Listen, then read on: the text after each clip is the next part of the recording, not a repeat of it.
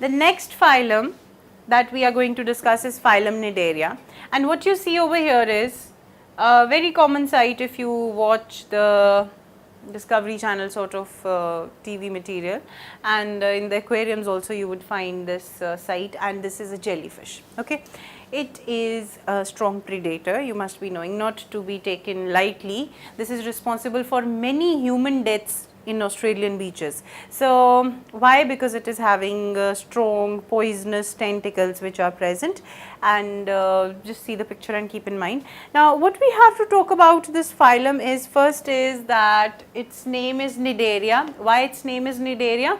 Because it is having stinging cells, and those are known as cnidoblasts. First thing that is to be remembered. If you can't remember cnidoblast, just keep in mind that Cnidaria name is derived from the stinging cells. That is why I gave you the example that it is responsible for many human deaths in Australian beaches especially. So we have Cnidaria, Phylum Cnidaria. Now inside Phylum Cnidaria, we have been knowing this phylum since long. How we have been knowing this phylum since long is because we deal with Hydra. Hydra is again one example like amoeba that we have been drawing since our childhood. Its somersault movements, how it is responsible for giving rise to a new Hydra by the process of budding. So we deal with Hydra, and Hydra belongs to Phylum Cnidaria. It is a freshwater cnidarian. Now you know most of these cnidarians are marine water dwelling, and Hydra being the freshwater one, we have seen that Hydra is somewhat different in shape and the jellyfish is somewhat different in shape. This is what we see. Now let us talk about the basic body forms, because we are talking about the different shape. We have the body forms that are to be discussed.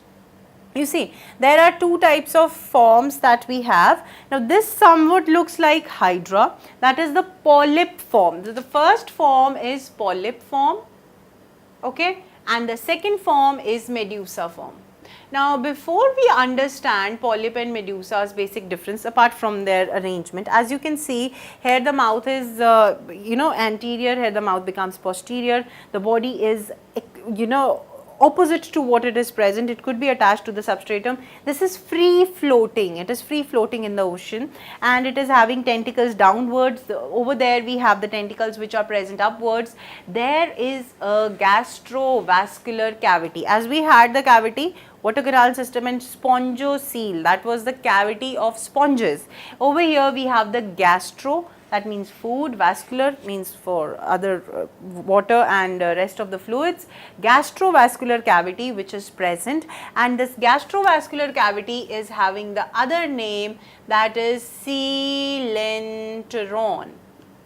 Coelentron because this is coelom, somewhat cavity. We talked about the word coelom, so we have coelen, that is from coelom, and we have enteron. Enteron is the word that is used for the stomach, or you can say your gut.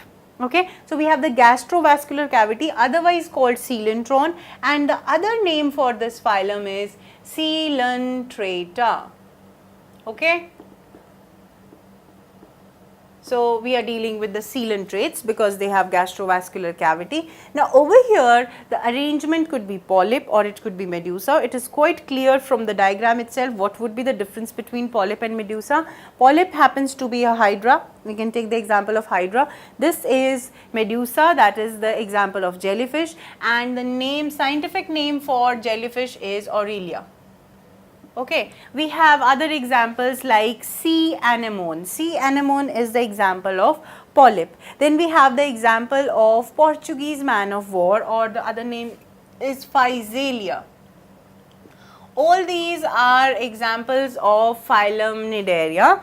Now apart from the examples, what you have to learn is that there is a gastrovascular cavity. Now see over here, there is a gastrodermis, that means a line of cells which is lining the gastrovascular cavity. That means over here we are going to find tissue level.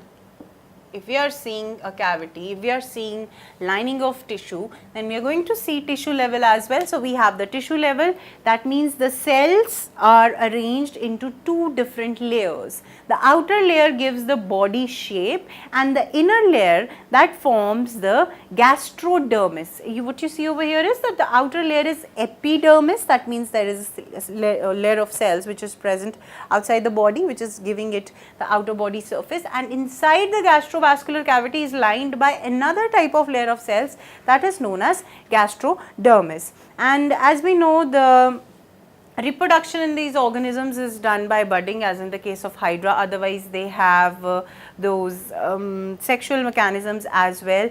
They are having tentacles which are having stinging cells, and this is all about Phylum Cnidaria, that you have to keep in mind, that they have the tissue level of organization. Their body is divided into two layers. They have gastrovascular cavity that is present. Their body forms are of two types, Polyp and Medusa. The simplest example is Hydra, we haven't talked much about it, and they are having many species inside them, and they are mostly marine. They are not present on land, they would be aquatic only.